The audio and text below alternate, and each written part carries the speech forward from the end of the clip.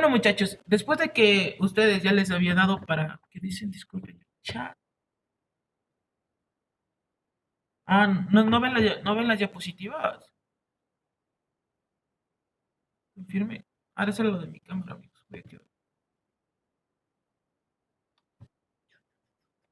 Ahora me puse audífonos. Ya, ¿sí se ve? Ya. Que, disculparán. Ayer no dormí bien. Ya, continuemos ya. Ahora sí, confirmarán si no se ve o no me escuchan o algo porque estoy probando ahora con audífonos para que se escuche mejor el audio, ¿ya? Luego de que ya habíamos visto un poco de enzimas y todo y les había mandado a leer, vamos a recapitular ciertas partes que son importantes que ustedes no se olviden a lo largo de la carrera. Y entonces, luego de esto, continuaremos con todo lo que estábamos viendo de cuándo se van a ionizar algunas enzimas o sobre todo cuándo estas van a participar en ciertos tipos de reacciones químicas. Habíamos dicho que las enzimas van a estar clasificados principalmente en 6 grupos grandes o macros. Teníamos las oxidorreductasas, que hemos dicho que son las enzimas de mayor cantidad y sobre todo las que van a tener más peso cuando estemos hablando de algún tipo de reacción química. También habíamos hablado sobre las transferasas, las hidrolasas, las liasas, las isomerasas y las ligasas, ¿no es cierto? Dentro de estas, habíamos dicho también que son importantes porque todas las demás enzimas, la mayoría, es decir, todas las enzimas que tienen actividad proteica, déjenme desbloqueo el OBE. Todos los que tienen actividad proteica van a estar clasificados dentro de estos 6 macros, o por decirlo así, 6 familias mayores, y dentro de estas familias se iban a encontrar subgrupos de las demás enzimas, pero se clasificaban en estos grupos porque realizaban esa dicha acción. Yendo con las primeras, habíamos dicho que las óxido-reductasas, como su nombre lo dice, iban a estar participando en lo que eran reacciones de óxido-reducción. Y estas reacciones de óxido-reducción podía ser bien ganancia o pérdida de electrones, tal como se aprendió en química de los procesos de óxido-reducción de ciertos compuestos en este caso. Como podíamos observar en el ejemplo de lado, teníamos que la sustancia A estaba cargada de hidrógeno o hidrogeniones en este caso, y teníamos una sustancia B que no tenía en este caso hidrogeniones, ¿cierto? ¿Qué pasaba aquí? Pues principalmente gracias a la acción de las oxidorreductasas, en este caso estoy poniéndole el nombre macro, porque ya como vamos a ver después estaban clasificadas, ¿no es cierto? Entonces, por acción de estas oxidorreductasas, teníamos que la sustancia B era capaz de tomar los electrones de la sustancia A y a su vez esta sustancia B ya reducirse. Porque una sustancia que toma electrones se reduce, mientras que una sustancia que da o cede electrones se oxida. ¿Ya? Y en este caso la sustancia que se estaba oxidando iba a ser la sustancia A. Y esto se daba principalmente, como les digo, por acción de estas enzimas conocidas como las oxidorreductasas. El siguiente grupo que íbamos a hablar era sobre las transferasas. Como su nombre lo dice, transfieren grupos químicos diferentes a los grupos químicos que participan en las reacciones de óxido-reducción. Es decir, grupos químicos diferentes a los que contengan O2 o hidrógeno. ¿Por qué eran importantes estas? Porque la acción de ellas era que de una molécula A, que digamos, este triangulito de aquí, que tenía un grupo químico triángulo, quería transferirle a la molécula B para que ésta tenga el grupo químico triángulo y la molécula A se quede sin el grupo químico triángulo. Es un ejemplo, ¿no? ¿Qué hacía? Pues venía una transferasa y lo que hacía esta transferasa era que, ¿sabes qué? Grupo A, dame nomás ese triángulo y yo lo mando al grupo B. Y el grupo B le decía, sí, sí, yo lo quiero y pues se tomaba y se adhería a este triángulo en este caso.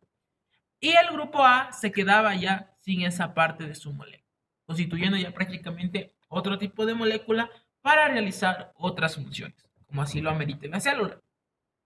Teníamos el otro grupo, que en este caso eran las hidrolasas, que como su nombre lo dice, participaban principalmente en reacciones de hidrólisis. ¿Qué quería decir esto de la hidrólisis?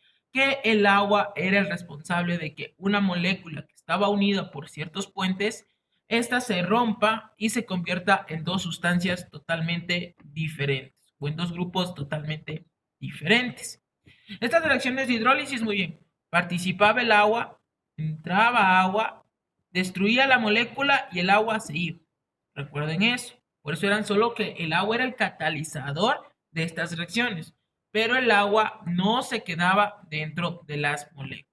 Y así formábamos la parte A y la parte B, gracias a esta reacción de hidrólisis o también conocidas como hidrolases, que iban a depender en sí de en qué grupo químico iban a estar participando para recibir sus nombres en el caso de las subfamilias. También íbamos a tener las liasas, las cuales en cambio también iban a romper principalmente dobles enlaces.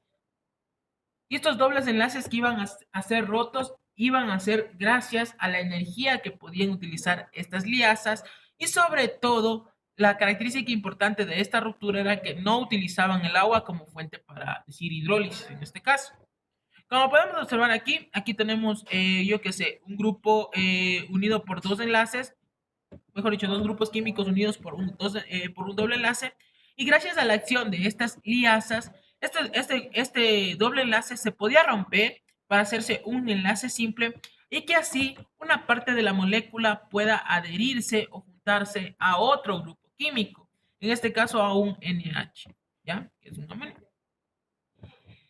Asimismo, también teníamos otro grupo importante dentro de lo que eran las enzimas, como eran las isomerasas. Estas isomerasas, como su nombre lo decía, iban a formar isómeros o epímeros o conversión de un grupo a otro. Sobre todo, la característica importante de estos iba a hacer que realizaban reacciones de isomerización o reacciones también conocidas como reacciones en espejo. ¿Qué significaba esto? Esto significaba principalmente que la molécula producida gracias a estas tenía el mismo peso atómico, la misma configuración. ¿Qué quería decir esto? Que si había 6 átomos de carbono, la otra también tiene 6 átomos de carbono. Si había 5 átomos de oxígeno en la una molécula, la otra también va a tener 5 átomos de oxígeno. Pero ¿en qué se diferenciaba prácticamente estas? Estas se diferenciaban en la posición principalmente de algún grupo químico, principalmente OH, grupos fosfóricos, en fin, de acuerdo a lo que se esté mutando en el caso de que, por ejemplo, esté participando alguna subfamilia de estas, como eran las mutáceas. Por el ejemplo que habíamos puesto, habíamos dicho que aquí tenemos la estructura de Fischer de lo que es la glucosa, la estructura en esqueleto, por así decirlo, y al lado teníamos la estructura de la galactosa. Ambas moléculas pesan 180 miligramos, como les había dicho, pero la característica de estas era la ubicación de sus OHs. Poniendo un claro ejemplo que el OH del carbono 4 de la glucosa se encontraba prácticamente al lado derecho. En cambio, el OH del carbono 4 de la galactosa se encontraba al lado izquierdo. Y esta pequeña característica de aquí hacía que prácticamente las dos ya sean moléculas totalmente diferentes, así tengan la misma cantidad de átomos y tengan el mismo peso atómico. Y eso era dado principalmente, como habíamos dicho, por las isomerasas. Y como último grupo macro que teníamos también a estas de aquí, que eran las ligasas. Estas ligasas se referían principalmente a cuando se utiliza ATP para realizar las reacciones de síntesis o destrucción, como habíamos quedado.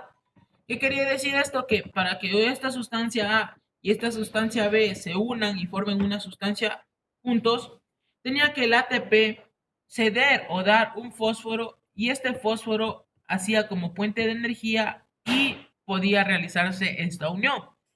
Y si decíamos que era al contrario, en cambio, buscaba un fósforo y al unirse este ATP este ADP a este fósforo, también liberaban energía que podía hacer la destrucción de este enlace para volver a formar sustancia A y sustancia B. Recuerden que cuando participaba aquí, principalmente para hacer una ligasa, significaba que el ATP liberaba este fósforo y el fósforo se iba en forma de fósforo inorgánico. Porque habíamos dicho también que si el cambio, el fósforo de una sustancia A más una sustancia B, participa para formar una sustancia C y aquí hay ATP, se vuelve ADP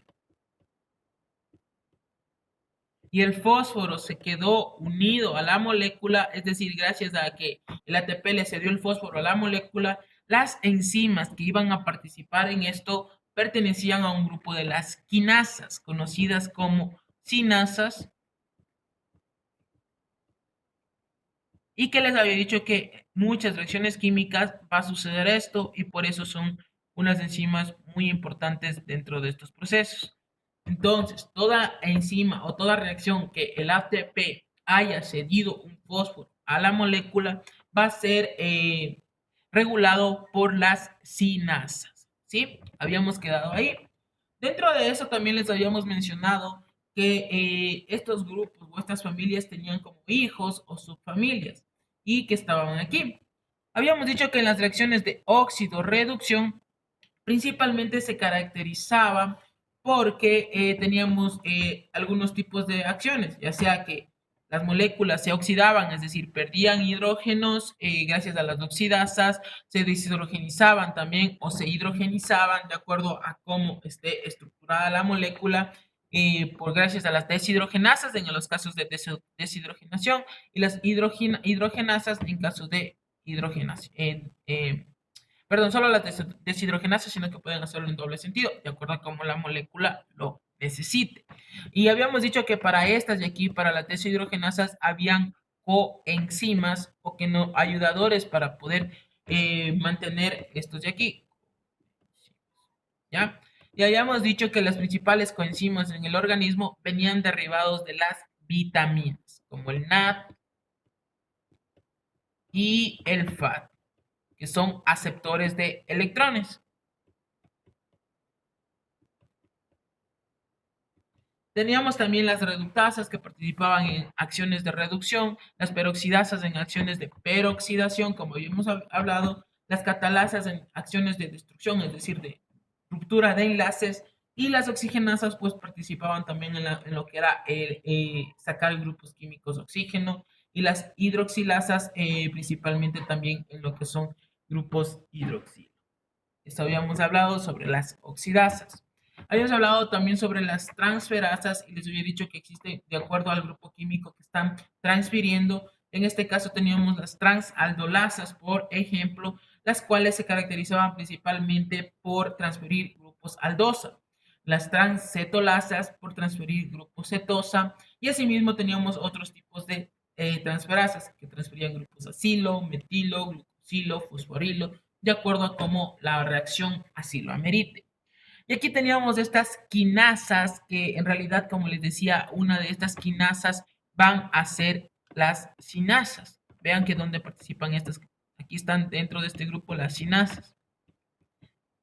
Y estas sinasas, como les decía, se caracterizan por transferir un fósforo de alta energía a la molécula. Entonces necesitan de este ATP, pero este ATP cede este fósforo y forma parte de la molécula. En cambio, cuando el ATP solo ayuda a que se forme otra sustancia y este fósforo que se utilizó el ATP sale y se va como fósforo inorgánico, habíamos quedado de acuerdo que se va a conocer con el nombre de sintetasas. ¿Ya? También teníamos las fosfomutasas, que principalmente su acción va a ser transferir grupos fosfóricos de un lado al otro de la molécula y también van a ser importantes, mejor dicho, de una molécula a otra. ¿Ya? Cuando se transfieren grupos fosfóricos, es decir, de una molécula A, se transfiere el grupo fosfórico a una molécula B. Habíamos tenido también hablando sobre lo que es las hidrolasas y habíamos dicho que estas hidrolasas se caracterizaban principalmente por el grupo químico al que estaban produciendo hidrólisis. Si eran a ésteres, se iba a llamar esterasas. Si eran a glúcidos, se iban a llamar glucosidasas. Si eran a péptidos, a peptidasas, a fosfatos, fosfatasas, a grupos sulfuros, se iban a llamar tiolasas, a grupos de fosfolípidos, se iban a llamar fosfolipasas, perdón, a grupos amida, amidasas, a grupos amina, desaminasas y a grupos de ácidos nucleicos ribonucleases. Eso les había dicho que en realidad en todas estas está participando agua, pero iban a tomar el nombre del sitio o la acción que están realizando o el grupo químico al que están rompiendo. Teníamos otro grupo que habíamos hablado de las ligasas, que decíamos que no utilizan el agua como componente de destrucción, es decir, no utilizan la hidrólisis, y teníamos principalmente algunos grupos, como las descarboxilasas, que en realidad consistía en la ruptura o eliminar un grupo CO2, las aldolasas, en lo que eran los grupos aldol, perdón. Las hidratasas, habíamos dicho que aquí están estas que en realidad lo que van a hacer estas hidratasas consiste principalmente en añadir un grupo de agua a la molécula. Pero esta característica de estas hidrolasas era que el grupo de agua pasa a formar parte de la molécula. O a su vez, las deshidratasas que hacían en cambio de tomar un grupo de agua de la molécula para que ésta cambie su conformación. Es muy diferente a que solo el agua participe en la reacción y se vaya, ¿ya? Teníamos las sintasas, que en realidad eran aquellas encargadas de estas reacciones de síntesis, es decir, de unión de una sustancia A con una B para formar una sustancia C. Y la característica de estas reacciones de síntesis era que aquí no participaba ATP, porque cuando participaba el ATP era en realidad ya la acción de las sintetasas por la acción del ATP. Y las liasas propiamente dichas también van a ayudar en estas rupturas de enlaces o sobre todo en destrucción sin la utilización del ATP, como vuelvo y repito. Teníamos el otro grupo que son las isomerasas y estas se caracterizaban principalmente por hacer estas reacciones de isomerización. Y teníamos algunos como las epimerasas que formaban epímeros, es decir, moléculas parecidas al original. En un caso de estos son los epímeros de la glucosa, como la galactosa, entre otros. Las isomerasas son aquellas que van a formar isómeros y estos isómeros son principalmente conocidos también por cambiar de un lado al otro. Por ejemplo, la L-glucosa y la D-glucosa. Y en nuestro organismo, un dato curioso, lo que más se consume es D-glucosa, ¿ya?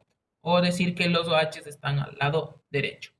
¿Qué más tenemos? Tenemos las mutasas. Las mutasas se caracterizan principalmente por mutar, es decir, por cambiar la estructura de la molécula, pero en la misma molécula. ¿Ya? Es decir, no convierte en otra molécula, sino que, por ejemplo, esa molécula tiene un fósforo en el carbono 1 y para el siguiente paso, para que esta molécula se pueda convertir en otra sustancia X, necesita que ese fósforo esté en el carbono 6. Entonces aquí participa una mutasa, toma el fósforo del carbono 1 y lo transfiere o lo lleva al grupo del carbono 6.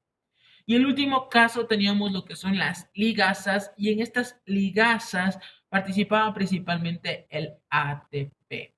Y aquí principalmente teníamos las sintetasas cuando participaba el ATP propiamente dicho y las carboxilasas son principalmente aquellas reacciones de descarboxilación, es decir, cuando salen grupos CO2, pero aquí para salir estos grupos CO2 también se ha utilizado ATP, ¿ya? Y ahí en cambio de ser descarboxilasas se van a llamar carboxilasas, ¿sí? Pilas con eso.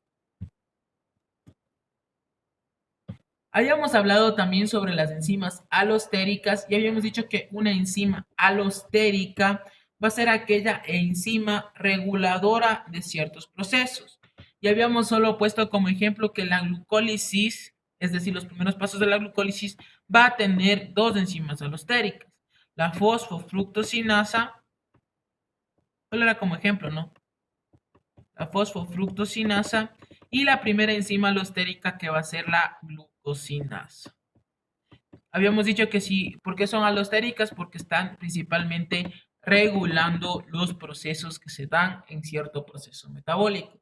Si estas enzimas son inhibidas, por más que las demás enzimas de todo el proceso estén bien, estén funcionando, el proceso deja de darse y sobre todo ya no se vuelve a recuperar mientras esta enzima no se vuelva a la normalidad. También habíamos hablado de que para nombrar una enzima con su nombre sistémico, porque habíamos dicho que muchas tienen su nombre propio, existe aquí también su nombre sistémico, es decir, la nomenclatura de las enzimas, y también existe su nombre por códigos, ¿ya? Pero esos códigos al final después los van a aprender, Por ejemplo, las enzimas del citocromo CYP3A4, por ejemplo. Solo estoy dándoles un ejemplo, ¿no? Esta es una enzima dada por números de código, ¿ya? Es decir, son todas las enzimas pertenecientes al citocromo 3 de la familia A, del grupo 4 y todo eso. Eso es más importante ya cuando ustedes estén aprendiendo farmacología. Mientras tanto, con el nombre convencional o el nombre, prácticamente el nombre, la nomenclatura normal, estaría bien que ustedes sepan. ¿Ya? Habíamos dicho que todas las enzimas van a acabar en asa, tengan nombre propio o tengan nombre sistémico, van a acabar en asa. Que el apellido de las enzimas va a ser el tipo de reacción que están haciendo, ¿cierto? Y habíamos dicho también que el nombre de la enzima va a ser el lugar donde ésta se encuentre actuando y esto se iba a descubrir haciéndose la pregunta, ¿quién o qué pasó en esta reacción? Para esto habíamos quedado de que, por ejemplo, en la fotografía que habíamos puesto, teníamos un paso del isocitrato al alfa-cetoglutarato, un paso del ciclo de Krebs. Y habíamos visto aquí que principalmente estaba participando una coenzima que era el NAT, y este NAT estaba tomando hidrógenos del isocitrato, y al tomar estos hidrógenos del isocitrato, este NAT se reducía, ¿ya? Y se llevaba los hidrógenos y ya se conocía como NAT reducido. Ya, listo, esta molécula, entonces el isocitrato ya perdió hidrógeno. Y también vemos que salió lo que es un CO2. Habíamos hablado también algo importante que habíamos dicho que las reacciones de óxido-reducción van a ser más importantes que los demás grupos, a excepción de que esté participando ATP. Porque cuando está participando ATP, la reacción que toma más importancia es la reacción dada por el ATP. Pero en este caso, como existe una reacción de óxido-reducción y una descarboxilación, va a tomar más peso la oxidorreducción. Y en este caso estamos viendo que la acción que está dándose es una deshidrogenación, porque el NAD está llevándose hidrógenos. Entonces, ¿qué enzimas realizaban esto? Ah, las deshidrogenasas. Entonces ya tenemos el apellido de la enzima como habíamos quedado, y en este caso se conocen como deshidrogenasas. Habíamos también visto sobre que estas conversiones también teníamos que hacerle como la pregunta, ¿quién se deshidrogenizó? Y la respuesta a esa era muy probable que sea el nombre de dicha enzima. ¿Ya? Muy probable. Entonces, así es la pregunta. ¿Quién se deshidrogenizó? Ah, se deshidrogenizó el isocitrato para llegar a formar alfa-cetoglutarato. Entonces ya, cuando tú te puedes responder la pregunta que hiciste y sobre todo tiene sentido lo que estás respondiendo, entonces ese es el nombre de la enzima. Entonces, ¿qué enzima participó aquí? Ah, la isocitrato deshidrogenasa. ¿Sí? Hasta ahí está entendido. Confirmen ya, porque ya la otra clase ya, en realidad estoy atrasado con una clase y tenemos que ver cuándo les damos introducción a hemoglobina. Ahora sí ya está bien entendido, ya no están tostados.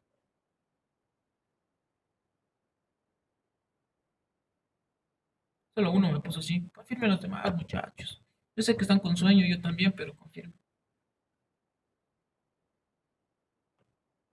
Ya, muy bien.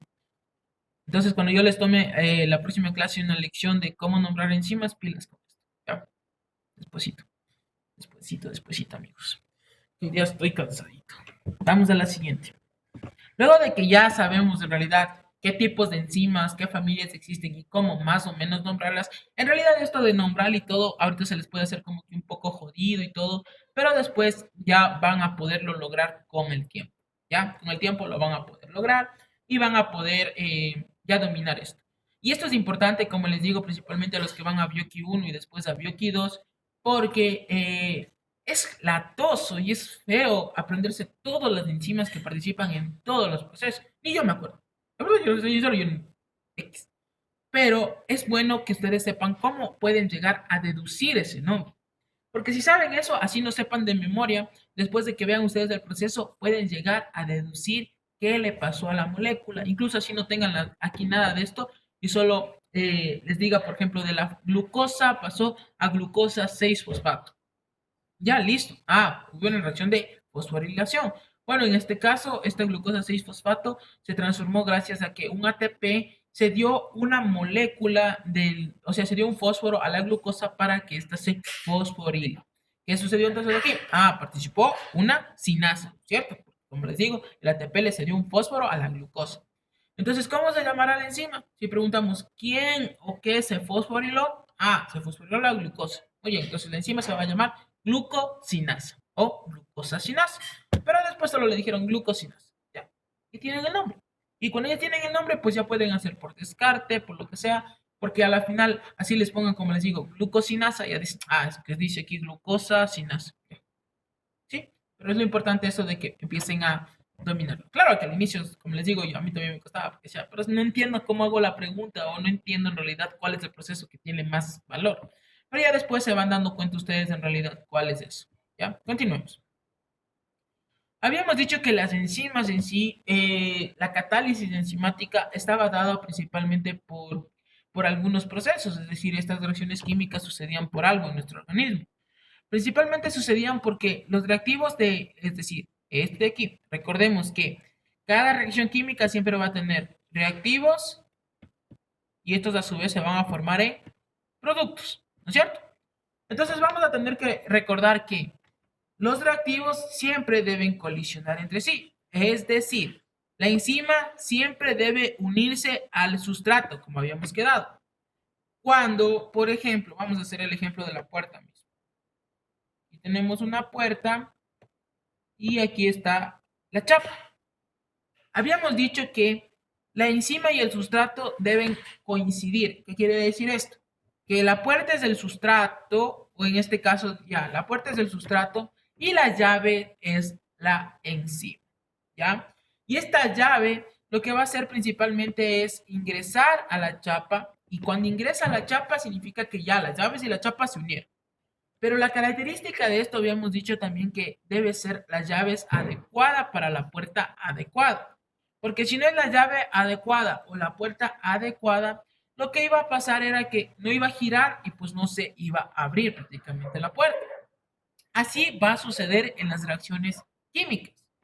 Si es que la enzima y el sustrato no son los adecuados, pues este sustrato, por más que esté la enzima, no va a convertirse en el producto que se necesita, ¿ya? Pero sí, digamos que en este caso metí las llaves a la puerta de mi casa y o sea, las llaves de la puerta mismo, pude abrir la puerta y entonces significa que en realidad funcionó las llaves. Aquí es lo mismo, que si la enzima es la adecuada y se convirtió en producto, pues ya tenemos la siguiente fase, que la enzima y el producto van a separarse y van a liberar el producto, es decir, el producto ya X se fue, y también la enzima va a quedar en el lugar que corresponde, es decir, esta sin haberse alterado para volver y buscar otro sustrato, ¿ya? Esto también debe suceder porque les había dicho que el equilibrio en el cuerpo debe mantenerse. Y este mantenimiento del equilibrio en nuestro cuerpo es principalmente dado porque en el cuerpo las reacciones deben ser negativas, la variación de energía, como habíamos quedado. La variación de energía, cuando es negativa, significa que el cuerpo ganó energía. Si esta es positiva, como habíamos mencionado anteriormente, significa que el cuerpo perdió energía. Y si esta era igual a cero, significaba que el cuerpo no ganó ni perdió energía. ¿Ya?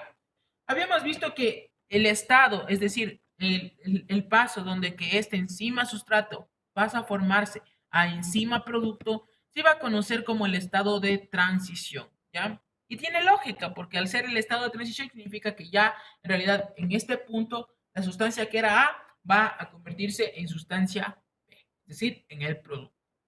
Y habíamos dicho también que esta energía de activación iba a ser como que mayor en en aquellas reacciones que no utilizan enzimas, es decir, en reacciones no catalizadas.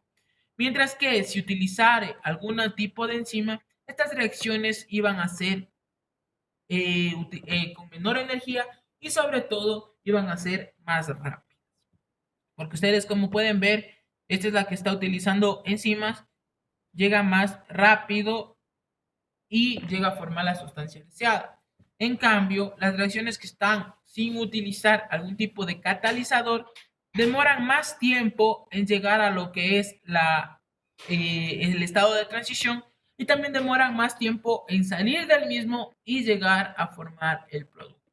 ¿Ya? Entonces las enzimas nos ayudaban a acelerar la velocidad de las reacciones y también a que el organismo no gaste demasiada energía, como es el caso de las que utilizan, o sobre todo de los que utilizan las reacciones sin catalizadores. Habíamos llegado hasta ahí. Habíamos dicho que principalmente la energía o este estado de transición o estado también o energía de activación, que les había dicho que el símbolo de esto era variación de la energía libre, que era este de aquí, que se conoce también como la energía de activación, va a ser esa energía necesaria para ciertos procesos y para que la reacción se produzca. Es decir, que cuando llegan al estado de transición, la sustancia A puede volver a alinear grupos químicos o a su vez a perder grupos químicos. También puede reordenar sus enlaces químicos o puede también hacer cargas inestables o como que enlaces transitorios para poder realizar la función que es convertirse de una sustancia A una sustancia B. Y lo mismo habíamos dicho que principalmente esta energía de activación, como les digo, al cuerpo le conviene siempre que sea negativa. ¿Ya? Ya al final les volvemos a explicar eso de la negativa y positiva. Habíamos llegado también que habíamos dicho que no toda la enzima es activa. Como habíamos visto en la bomba, recordemos la bomba sodio-potasio que habíamos visto en la primera clase, habíamos dicho que, digamos, no es lo mismo, no, o sea, solo para que me entiendan, esta bomba tenía dos partes funcionales, la beta y la alfa, ¿no es cierto? Pero la parte alfa era el sitio catalítico de las reacciones, mientras que la beta era solo como la estructural o funcional. Asimismo, vamos a ver que las enzimas no es que toda la enzima tiene acción catalítica, sino que cierta parte de la enzima, es decir, como que aquí la partecita de aquí, de la enzima, el huequito, digamos, de aquí, es la parte catalítica. Y en las enzimas, este centro catalítico se va a conocer principalmente como el centro activo. ¿Qué quiere decir esto? Que es el único lugar donde va a venir un sustrato y se va a poder juntar a la enzima. El sustrato no puede pegarse por la parte de acá de la enzima, por la parte de acá de la enzima, por acá de la enzima. No, el sustrato únicamente, si es el sustrato adecuado, va a tener que juntarse y meterse en lo que es la enzima, diré en el centro activo de la enzima, ¿ya? Y en realidad, como les digo, este centro activo es pequeño, o sea, en comparación a la enzima que ustedes ven que era toda mi mano, el centro activo solo era esta partecita de aquí. Y eso es lo que dice que, por ejemplo, es relativamente pequeño en comparación al volumen general de toda la enzima. También es importante saber que estas interacciones son necesarias, sobre todo porque ayudan en todo lo que es la energía de activación que necesita para realizarse estas variaciones. Y esto de ser solo como que pequeñitos o ser un bolsillito o una hendidura tridimensional, es decir, como la chapa, pero solo tener en la chapa también, pongamos este ejemplo, la chapa, no es que toda la chapa necesita juntarse a algo para poderse abrir, sino solo necesita en sí las llaves y estas llaves necesitan activar el centro para poderse abrir. ¿Ya? También era importantísimo recordar que les había dicho que esta característica de que solo tenga la enzima un centro activo era porque esto le daba especificidad a las enzimas. ¿Qué quería decir esto de especificidad enzimática? Que las enzimas realizaban solo un tipo de reacción. Y se daba esto principalmente porque, como les había dicho, una misma sustancia, de acuerdo a la enzima que participe sobre esa sustancia, puede llegar a formar diferentes productos, es decir, un mismo reactivo, un mismo sustrato, de acuerdo a la enzima que le esté afectando o la enzima que esté actuando en el mismo, puede llegar a convertirse en diferentes productos. ¿Ya?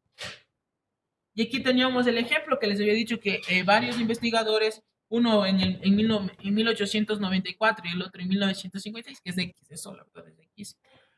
Habían dicho que principalmente existen dos tipos de modelos, es decir, propusieron ellos que cómo era la unión entre la enzima y el sustrato. Y el primero había dicho que la enzima y el sustrato se van a juntar en el sitio activo, como habíamos dicho, o en el centrito, que por más que ustedes ven, esta enzima es grandota, pero solo tiene una parte catalítica. Y en esta parte catalítica iba a ser acoplado un único sustrato que tenía las características de la misma, es decir, del mismo centro activo. Y este ejemplo se conoció como modelo llave cerradura por el simple hecho de las puertas. Como les digo, que por más que ingrese unas llaves, si esa llave no es la adecuada de la puerta no se va a abrir. Y era así lo que propuso principalmente Fisher, que dijo que cada enzima va a tener su propio sustrato. Y si este sustrato no es el adecuado a la enzima, pues este no se va a convertir en los productos necesarios. Ah, pero si es el adecuado, la enzima va a ejercer su actividad catalítica y al ejercer su actividad catalítica, principalmente lo que va a suceder es que ésta se va a convertir en una sustancia, mejor dicho, en dos sustancias B. ¿Ya? ¿Qué más teníamos? Habíamos dicho que este modelo de ajuste inducido propuesto por Kochland principalmente decía que, muy bien, tenemos el sitio activo y si esta enzima tiene la cantidad de energía necesaria para el otro sustrato, este sustrato, y mejor dicho, era la enzima adecuada para el sustrato y el cuerpo lo necesitaba, este sustrato podía acoplarse a la enzima y se daba como un estado de transición de conformación, es decir, que ambos como plastilina se trataban de acoplar. ¿Para qué se trataban de acoplar ambos? Para poder realizar el proceso de catálisis y sobre todo transformar los reactivos en productos, que era lo importante. Aquí teníamos lo mismo, el mismo ejemplo, sino que con otros dibujitos que nos explicaba lo mismo para poder formar el complejo enzima-sustrato, que como habíamos dicho, este complejo enzima-sustrato se da principalmente para poder transformar los sustratos en productos, ¿ya?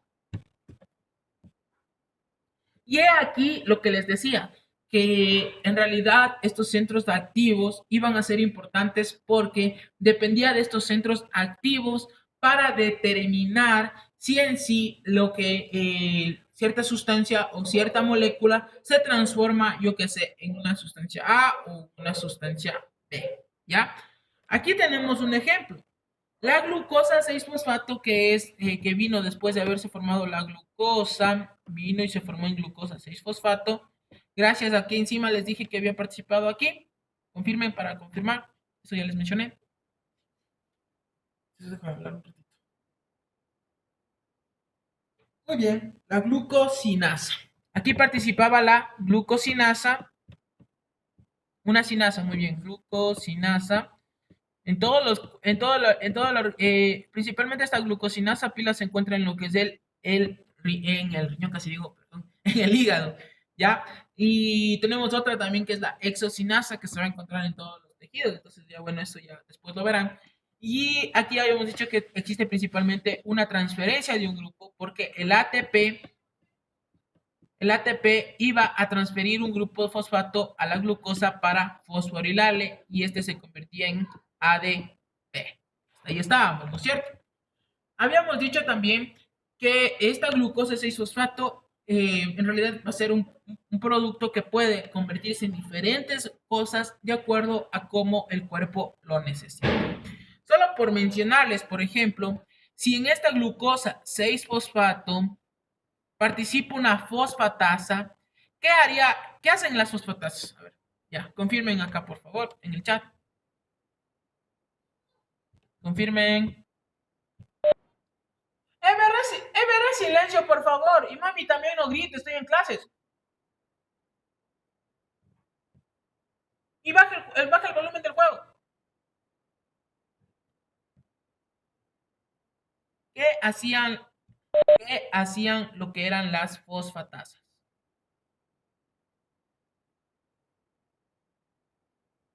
¿Nadie? Ya. Las fosfatasas se van a encargar en sí de sacar o meter un grupo fósforo a la molécula. En este caso, ajá, como la hidrólisis, pero sin sí, prácticamente esto, ¿ya?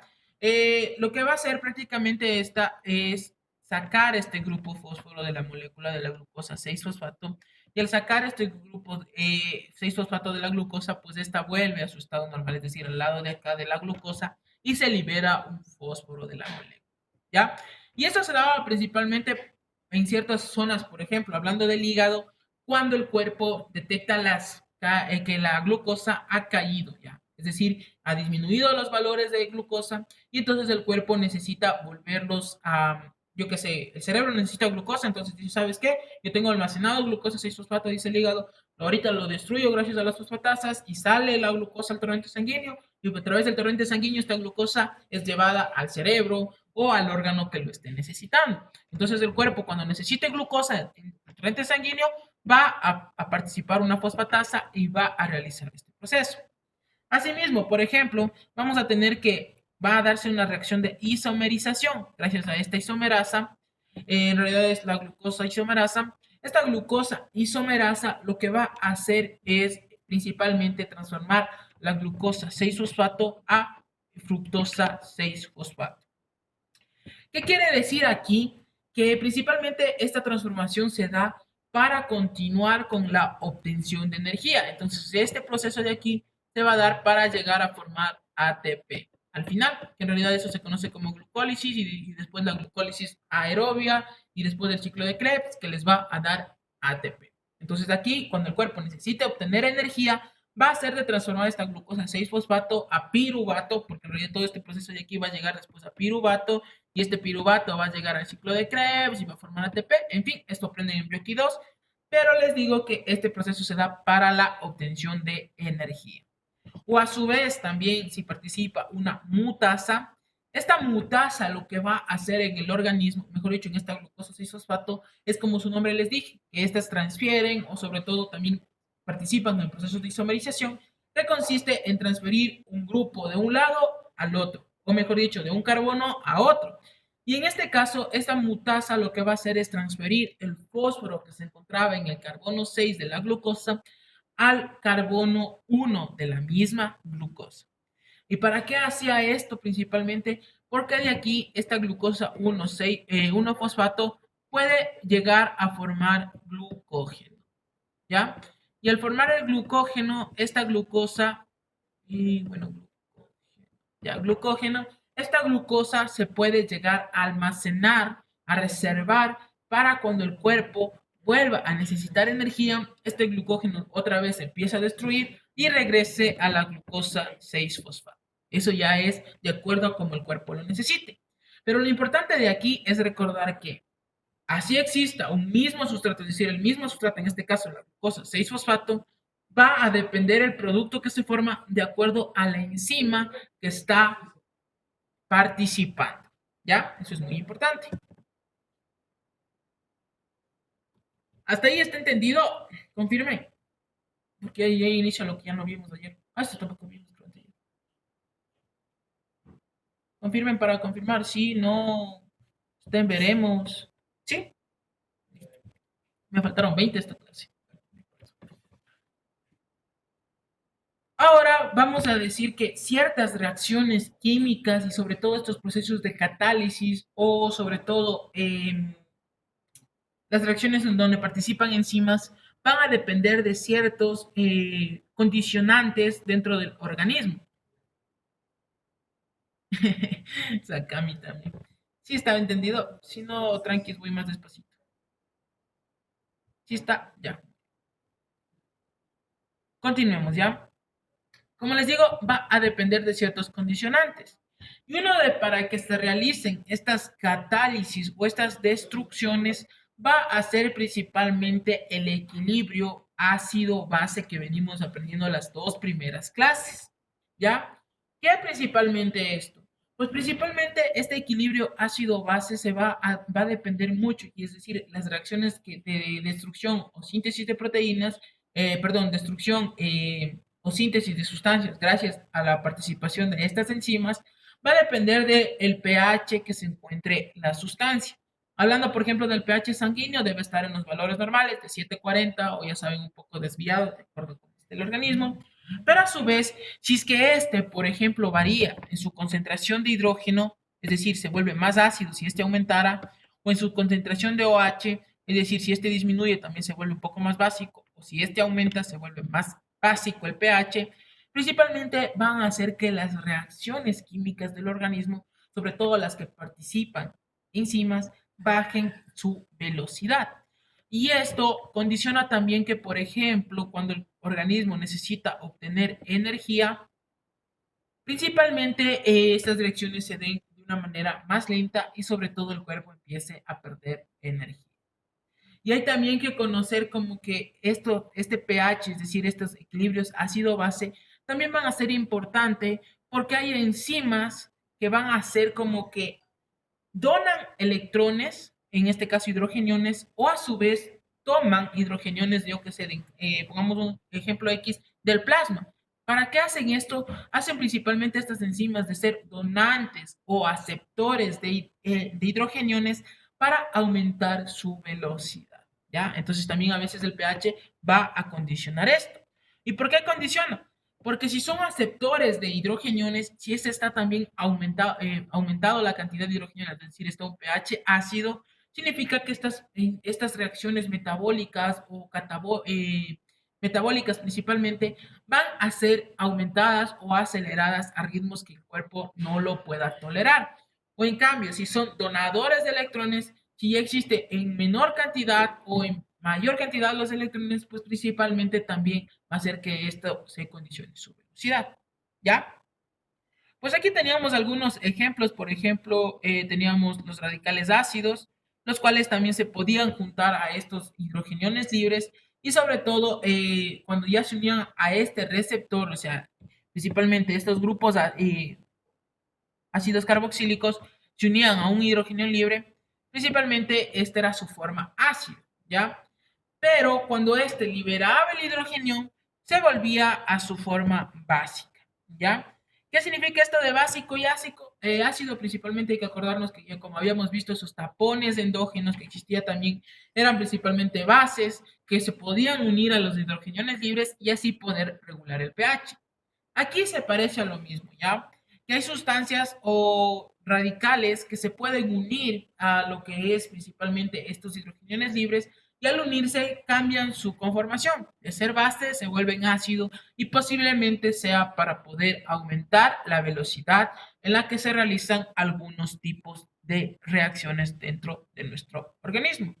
Y pues principalmente esto se da en los residuos de aminoácidos, que lo veremos después que son, por ejemplo, la asparagina, el aspartato, la arginina, la lisina, la histidina, la serina, el triptófano, la tironina. Todos estos pueden llegar a ser estas dos conformaciones, es decir, ser un ácido o ser una base, de acuerdo a cómo el organismo lo necesita.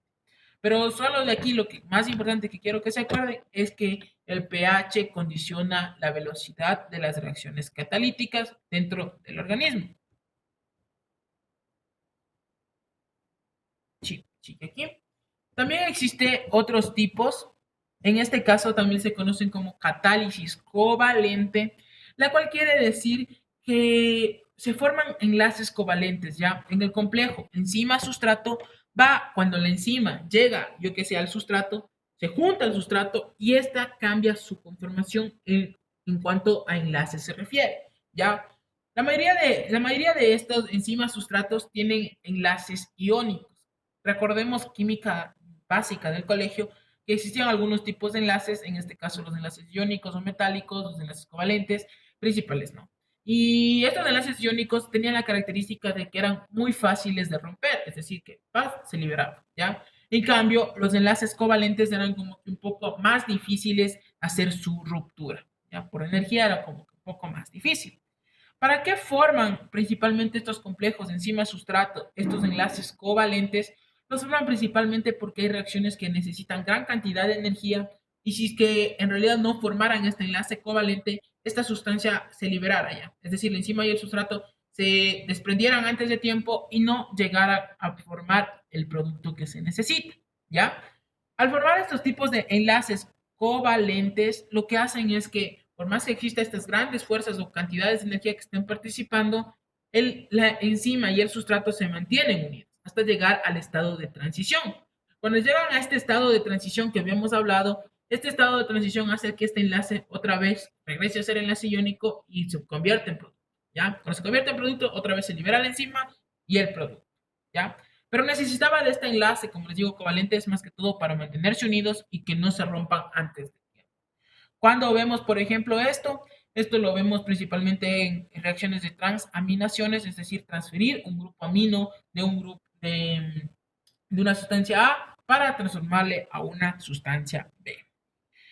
Aquí vemos principalmente también algunos que se conocen como los nucleófilos o electrofilios, que están principalmente se me acaba de ir. Que son principalmente estructuras que tienen afín a ciertas sustancias. Esa es la característica de filos, ¿ya? Principalmente teníamos, por ejemplo, que ciertas sustancias, como podemos ver en los grupos amino, por ejemplo, para hacer un nucleófilo, este tiene que perder un hidrógeno y esas cosas. Pero en realidad era solo como para ponerles, pero no es necesario. Y estos son principalmente conocidos porque los electrofilos tienen como que una deficiencia de electrones, ¿ya? Y entonces esos también van a estar condicionando que ciertas sustancias se puedan adosar o juntar a los mismos, ¿ya? Pero como les digo, principalmente estos cationes y aniones que se forman no son como que se deban aprender de memoria. Y eso es lo que les había puesto, porque estos nucleófilos y estos electrofilios también están condicionando este tipo de catálisis, que es la catálisis covalente. Porque se acuerdan que la catálisis covalente en realidad es formar un enlace covalente transitorio para que la molécula o el enzima sustrato pueda llegar a formarse pueda llegar a formar lo que es el enzima producto, y después del producto es suficiente. Y como les he dicho, también tenemos catálisis por iones metálicos. En esto es lo que va a pasar, que ya habíamos visto primero lo que era la catálisis por ácido-base, la catálisis covalente, también tenemos la catálisis por iones.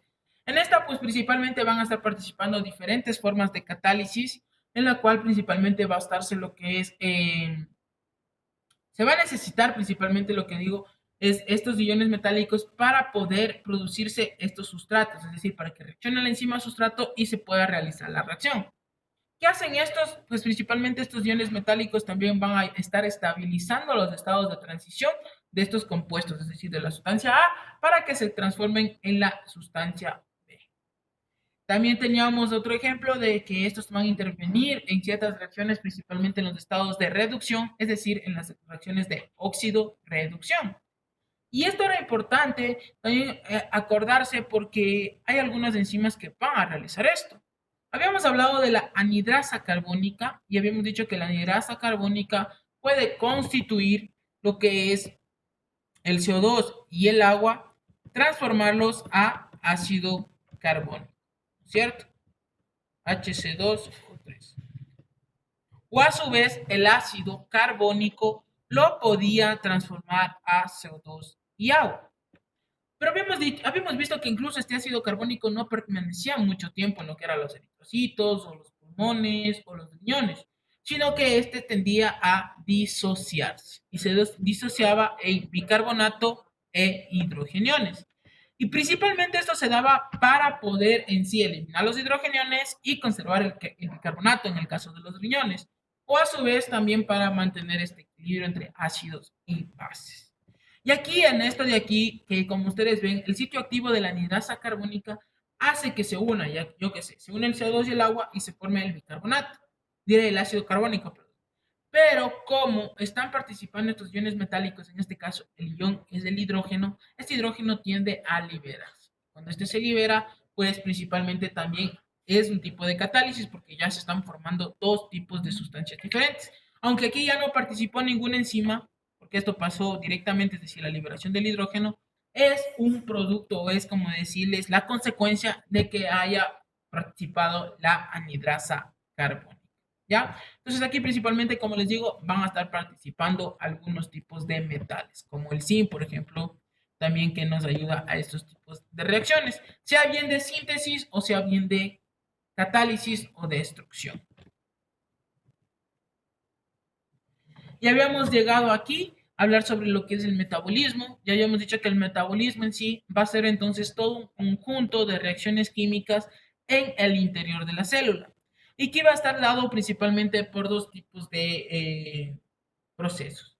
Teníamos los catabólicos y los anabólicos. Habíamos dicho que los procesos catabólicos iban a ser los procesos encargados de la destrucción, es decir, que de una sustancia más grande convertíamos en sustancias más pequeñas.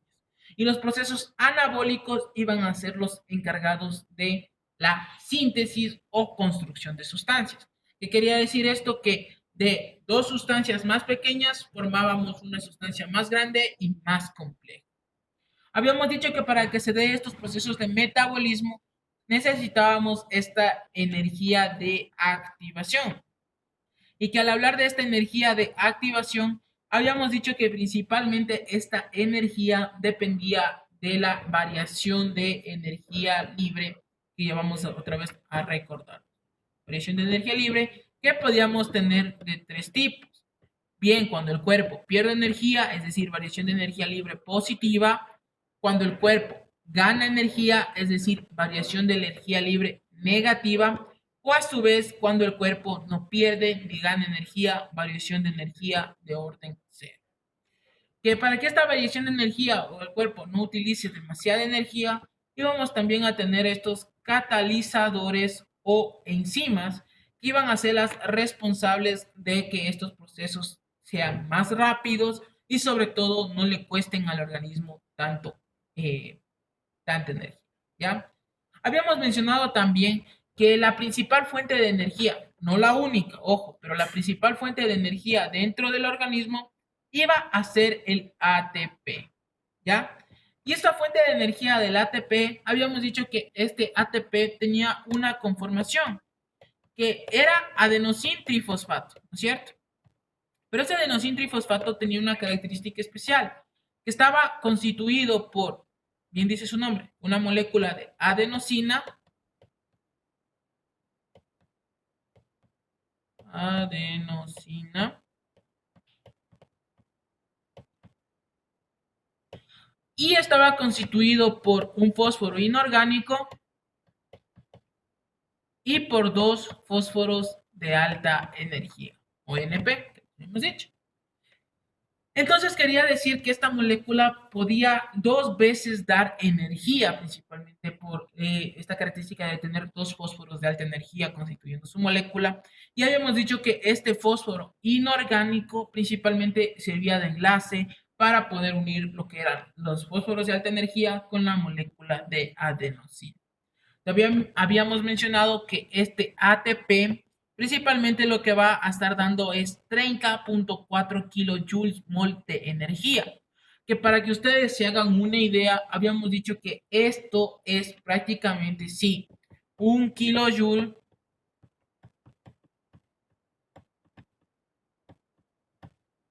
va a ser la cantidad de energía necesaria para levantar a 1 metro de altura 1 kilogramo de peso. Entonces, poniendo de ejemplo esto, un ATP es la cantidad de energía necesaria que se utilizaría para levantar ese mismo kilogramo de peso a 30.4 metros de altura o a su vez 30.4 kilogramos de peso levantarlos para hacia 1 metro de altura, para que ustedes entiendan. Habíamos dicho que entonces el ATP en realidad es una molécula altamente energética y sobre todo esta energía es utilizada por el cuerpo para realizar miles de procesos anabólicos, catabólicos o sobre todo miles de procesos metabólicos necesarios para la supervivencia del mismo. Y de acuerdo a que si el cuerpo ganaba o perdía ATP, estas reacciones se iban a conocer como de tres tipos, ¿cierto? Reacciones exergónicas iban a ser aquellas reacciones que iban a producir energía, es decir, desde fuera, en este caso desde la reacción química que se esté dando, el cuerpo podía obtener o la célula podía obtener energía.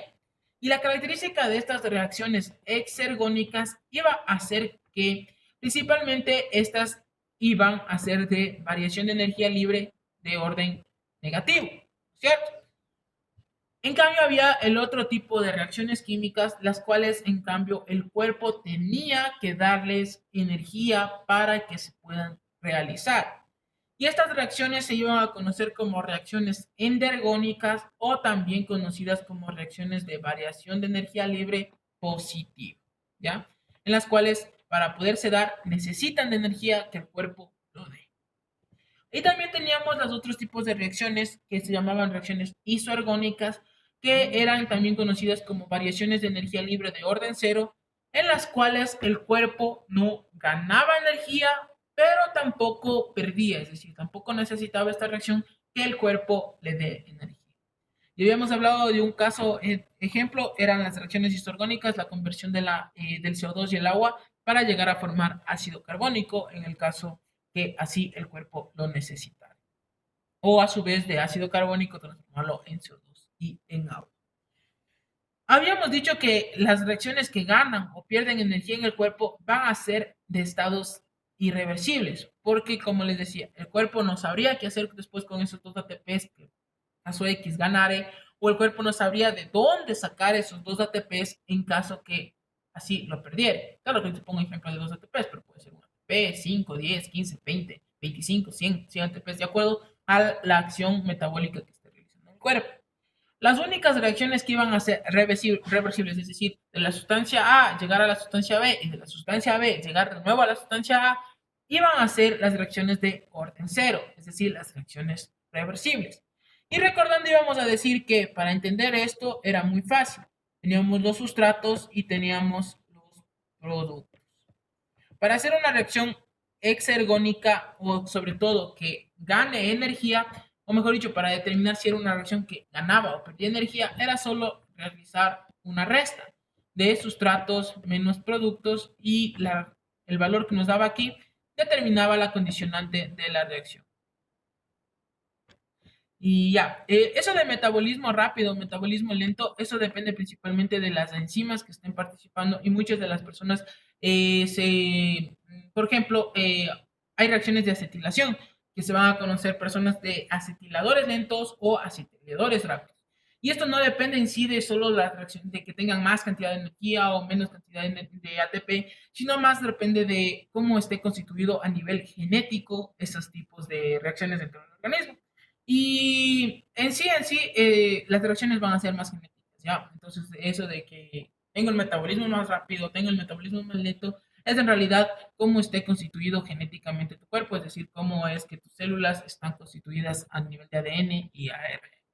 Y es importante eso, la verdad. Sí es importante eso de conocer, por ejemplo, que una persona sea acetilador lento, digamos, o acetiladora rápida, porque de acuerdo a esto también va a condicionar ciertos mecanismos farmacocinéticos y farmacodinámicos. Cuando ustedes ya vean farmacología, lo van a entender un poco más. Y muchas de veces cuando no sabemos esto, o no descubrimos esto, o no leemos la partecita en rojo de lo que dice el fármaco, pero no dar acetiladores lentos, podemos causar ciertos tipos de reacciones adversas en el organismo y sobre todo incluso causarle más daño a la persona del bien que le haríamos dándole ese medicamento. ¿Ya? Entonces habíamos dicho, sí, exacto, también para eso de la cirugía también es muy importante saber eso, porque a veces a una persona le das la misma dosis que le has dado a otra y la persona no le coge la anestesia, por así decirlo. O a su vez, hay otras personas que le das la misma dosis y a otra persona que se dormía 1 hora, esta se queda dormida 3, 4, 5 horas. Entonces, es también depende de, como les digo, genéticamente y también de los procesos metabólicos que se están dando gracias a esta estructura genética y sobre todo códigos y mandos genéticos que tenemos dentro del organismo y que cada persona es diferente en ese sentido. Pero siempre se basan, o sea, esto de para dar anestesias, de para dar medicamentos y todo, en lo que es la mayoría de la población. Pero como les digo, existen casos, yo que sé, por ejemplo, de algún tipo de estelamiento para un fármaco X, puede darle este tipo de reacción adversa una en 1 millón, ¿ya? Entonces, una persona en 1 millón le puede producir eso, ¿ya? Pilas con eso también. Les había dicho, continuando con lo que estábamos diciendo, que para hallar si es una reacción exergónica, endergónica o isoergónica, va a depender principalmente de esto de aquí, que va a ser la variación de energía que encontremos. Digamos que tenemos 4 ATPs que necesitaron los sustratos para llegar al sitio de activación, es decir, para la energía de activación, para la curvita. acuérdense de la curvita, para llegar aquí necesitaron 4 ATPs. Y en los productos solo se produjeron, es decir, de aquí para acá, solo se produjeron 2 ATPs.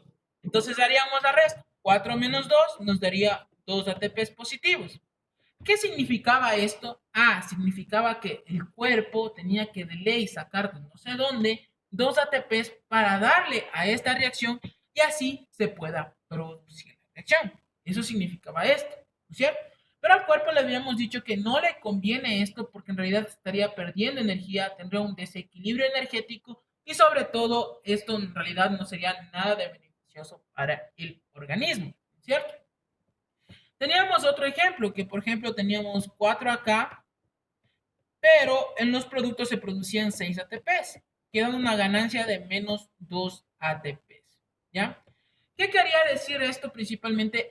Que el organismo ganó 2 ATPs de eso, es decir, él dio 4, ¿ya? Pero después de que ya se formó el producto B le dijo, ¿sabes qué? Te devuelvo tus 4, pero a su vez también te doy 2 más, porque yo hice más, entonces toma la mora o toma el interés, por así decirlo, de lo que tú me prestaste. Y entonces al cuerpo le va a convenir esto, ¿ya? Siempre le va a convenir obtener energía, ¿ya? En cambio, en la de que arriba es como que el cuerpo me presta 4, pero yo después soy humoroso y todo, le digo, ¿sabes qué? Es que hubo paro, hubo todo, entonces no pude trabajar y nada, entonces solo te puedo devolver la mitad de lo que me prestas. Ya, entonces toma los 2. Y entonces el cuerpo es, pero ¿cómo? Si yo te di lo demás, pero el otro dice, no, es que ya no tengo más, entonces ya es solo eso. Y al cuerpo no le conviene porque en realidad estaría perdiendo lo que estaba prestando, ¿no es cierto? Y hay otros casos que, por ejemplo, 4 menos 4 da 0, que son conocidas como las reacciones de orden cero, en las cuales el cuerpo te prestó 4 ATPs y tú luego de que ya produciste, es decir, ya tienes el producto, también produciste 4 ATPs. Vas y le dices, ¿sabes qué? Te devuelvo todo lo que tú me prestaste, pero no pude producir nada más, así que ahí muere. ¿Ahí qué? ¿Ya? Y entonces estas reacciones, cuando el cuerpo no gana ni pierde energía, le dice al cuerpo, bueno, al final me devolviste lo que utilizaste, así que fresco, ¿ya? Estas se van a conocer como reacciones isoergónicas, ¿ya? Estas son conocidas principalmente, como les digo, porque son las únicas reacciones reversibles en el organismo. Y algo que me olvidaba era que este ATP, como les digo, que es ganancia para el cuerpo, en los libros ustedes van a leer que dice menos 30 kilojoules, menos 30.4 kilojoules más. Y esto se lo caracteriza principalmente por esto que les digo, que cuando está un orden, o sea, tienes variación de energía negativa, significa que el cuerpo ganó esa cantidad de energía. Porque si fuera más 30 kilojoules, significa que cada molécula de ATP le cuesta al cuerpo esa cantidad de energía. ¿Ya? Eso, muchachos, referente al tema de energética y enzimas. Que es importante de aquí, como les digo, aprenderse cómo se nombran las enzimas, aprenderse sobre todo las familias de las enzimas, las subfamilias y también acordarse de esto de aquí, de las variaciones de energía, que son importantes porque, como les digo, al cuerpo siempre le va a convenir ganar energía y ya que ya en realidad no pueda ganar energía, pues no perder energía, es decir, quedarse en orden cero. Y las diapositivas de aquí ya les voy a pasar al grupo, así que no se preocupen. A ustedes no les pasé. Confirmen eso, porque al otro grupo ya les pasé. Lo siento si no les he pasado. Ya les paso ahorita mismo. Se acaba la clase y les paso. Lo siento si no les he pasado, porque al otro grupo ya le pasé. Y a ustedes sí les había pasado que lean. La verdad, la lectura que les había dado tenía 14 hojas y eso es lo que está hablando en Baines sobre lo que es energética y catabolismo de esto, ¿no es cierto? Y principalmente Baines, ustedes leen todo eso y ahí les da más ejemplos, les dice en realidad que la constante de no sé cuánto, de no sé cómo, de no sé cuánto, para hallar no sé qué. Pero en síntesis, que sepan esto les va a servir lo más importante. Lo demás ya para, en caso de algún examen, algo, lo tendrán que leer y todo ya cuando estén en caso de los que van a primer semestre. Los que ya están en semestres superiores, pues ya pasaron y esto es lo que les va a servir. Saber qué tipo de reacciones se dan y sobre todo qué enzimas están participando. ¿Ya? ¿Alguna pregunta, duda, inquietud? Ahorita tenemos 15 minutos que voy a hacer en esta clase, sobre todo para responder dudas e inquietudes que tengan. Así que porfa, todos tienen que participar porque no están participando mucho este grupo, el otro